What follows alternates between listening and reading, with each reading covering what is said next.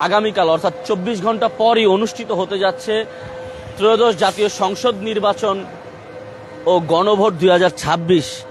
এই নির্বাচনকে কেন্দ্র করে ঘরমুখো মানুষ কিন্তু তাদের যে ভোট অধিকার প্রদান করার জন্য আমরা গতকাল থেকেই দেখেছি রাষ্ট্রীয় যে সাধারণ ছুটি অর্থাৎ 2 দিন আজকে এবং আগামীকাল নির্বাচনের দিন যে 2 দিন ছুটি ঘোষণা করা হয়েছে এবং এর পরের যে 2 দিন রয়েছে সেটি সাপ্তাহিক ছুটি হয়, কিন্তু একটি লম্বা ছুটি পেয়েছে তিলোত্তমা নগরবাসী, যার কারণে ঢাকা ছাড়তে শুরু করেছে নগরবাসী সাধারণ মানুষজন। আমরা গতকালকেও দেখেছি সারা দিনব্যাপী রাজধানীর বিভিন্ন বাস টার্মিনাল থেকে শুরু করে লঞ্চ টার্মিনাল এবং সবশেষ রাজধানীর কমলাপুর রেলওয়ে স্টেশনও আমরা দেখেছি সাধারণ মানুষের যে উপচে পড়া ভিড়, অর্থাৎ সাধারণ মানুষ তাদের ভোটাধিকার প্রয়োগ করার জন্য যেভাবে উৎসব মুখর পরিবেশের মধ্য দিয়ে তারা তাদের যে আপন ঠিকানা অর্থাৎ গন্তব্যে ফিরে যাচ্ছে,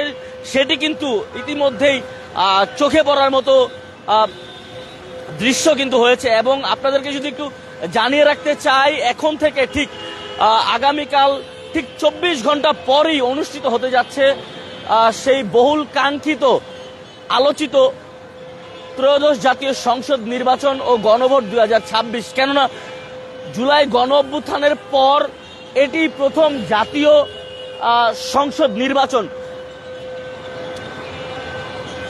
এই নির্বাচনকে কেন্দ্র করে সারা দেশের মানুষের মধ্যে একটি বাড়তি উৎসাহ উদ্দীপনা কিন্তু ইতিমধ্যে বিরাজ করছে। কেননা এর আগে বিগত 3টি নির্বাচনে 14, 18 এবং সবশেষ 24-এর 3টি বিতর্কিত নির্বাচনে সাধারণ মানুষ তাদের ভোটাধিকার প্রয়োগ করতে পারেনি বলে কিন্তু নানা ধরনের অভিযোগ রয়েছে, যার কারণে এবারের এই নির্বাচনকে সাধারণ মানুষের মধ্যে তৈরি করেছে বাড়তি উৎসাহ উদ্দীপনা এবং নানা মিশ্র প্রতিক্রিয়া, যার কারণে সাধারণ মানুষ লম্বা ছুটি পাওয়ায় তারা কিন্তু এই ছুটিকে কাজে লাগানোর জন্য ছুটিতে আপনজনের সাথে প্রিয়জনদের সাথে এই ছুটি কাটানোর জন্য পাশাপাশি তাদের যে নাগরিক অধিকার অর্থাৎ গণতান্ত্রিক যে অধিকার, এই গণতান্ত্রিক নাগরিক অধিকার নিশ্চিত করার জন্যই কিন্তু ভোট অধিকার প্রদান করার জন্যই আপন নিরে যে যেখানকার ভোটার সে কিন্তু সেই উদ্দেশ্যে কিন্তু যাত্রা শুরু করেছে। আমরা যদি একজনের সাথে কথা বলার চেষ্টা করি,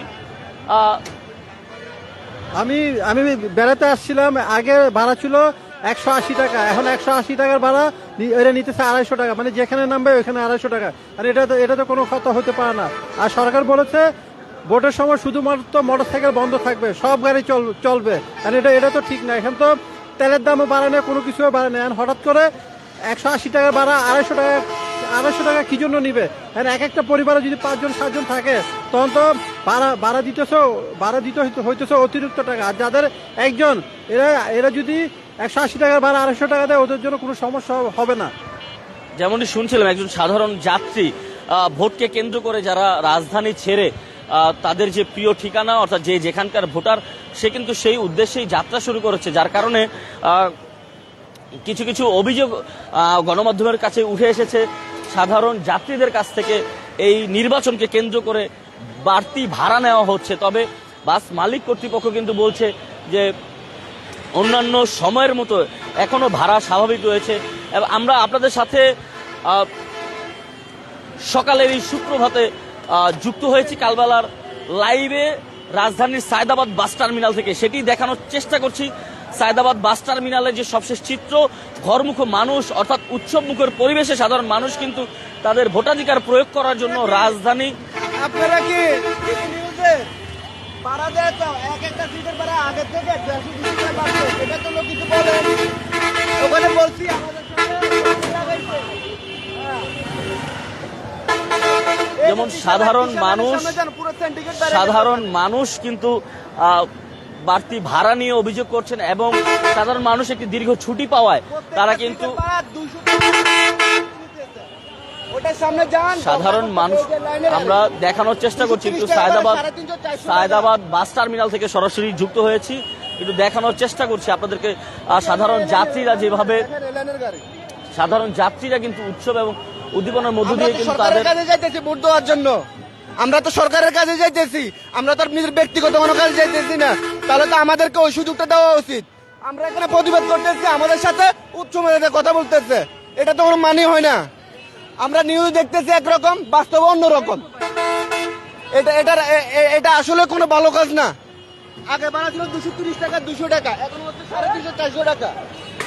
আমরা সরাসরি যুক্ত হয়েছি আপনাদের সাথে, কালবেলার লাইভে দেখানোর চেষ্টা করছি যে সায়দাবাদ থেকে, অর্থাৎ রাজধানীর একটি গুরুত্বপূর্ণ সড়ক এটি, পাশাপাশি রাজধানীর অন্যতম বাস টার্মিনালগুলোর মধ্যে এটি একটি অন্যতম বাস টার্মিনাল।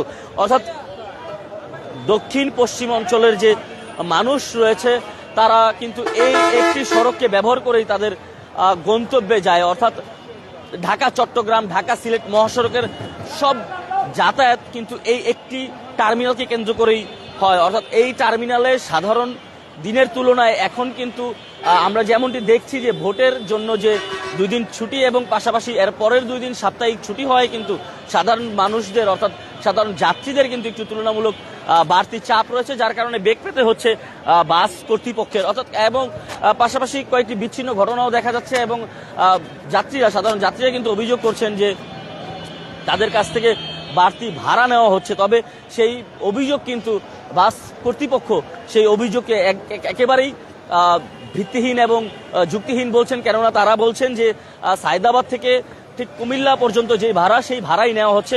অর্থাৎ মধ্যবর্তী স্থানে কোনো যাত্রী তারা এই মুহূর্তে বহন করছে না। আমরা সরাসরি যুক্ত হয়েছি আপনাদের সাথে কালবেলা লাইভে, ঠিক রাজধানীর সায়দাবাদ বাস টার্মিনাল থেকে দেখানোর চেষ্টা করছি যে ত্রয়োদশ জাতীয় সংসদ নির্বাচনকে কেন্দ্র করে সাধারণ মানুষ তাদের যে ছুটি, সেই ছুটিতে ভোটাধিকার প্রয়োগ করার জন্যই কিন্তু মূলত তারা তাদের এই উৎসব মুখর যাত্রা, আমরা সেটি আপনাদেরকে দেখানোর চেষ্টা করছি। আর মাত্র 24 ঘন্টা পরই অনুষ্ঠিত হতে যাচ্ছে ত্রয়োদশ জাতীয় সংসদ নির্বাচন 2026 ও গণভোট। একই সাথে একই দিনে গণভোট ও জাতীয় সংসদ নির্বাচন অনুষ্ঠিত হতে যাচ্ছে, যার কারণে একটি লম্বা ছুটি পেয়েছে নগরবাসী। সেই ছুটিতে তাদের ভোটাধিকার প্রয়োগ করার জন্যই মূলত নগরবাসী যে যার গন্তব্য উদ্দেশ্যেই কিন্তু যাত্রা শুরু করেছেন। আমরা কালবেলা লাইভে যুক্ত আছি নির্বাচনের সবশেষ তথ্য নিয়ে। এতক্ষণ আপনাদেরকে রাজধানী সায়দাবাদ থেকে সবশেষ তথ্য জানাচ্ছিলাম আমি আকাশ শিকদার। কালবেলা আবারও যুক্ত হব নির্বাচনের নতুন সকল তথ্য নিয়ে। সে পর্যন্ত কালবেলার সাথে থাকবেন। ধন্যবাদ সবাইকে।